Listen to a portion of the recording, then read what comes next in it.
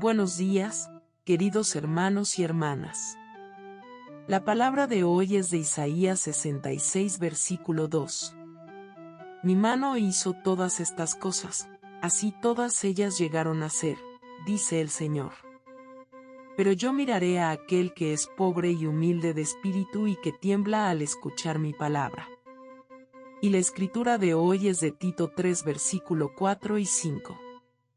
Pero cuando se manifestó la bondad de Dios, nuestro Salvador, y su amor para con la humanidad, nos salvó, no en virtud de obras de justicia que nosotros hubiéramos hecho, sino por su misericordia.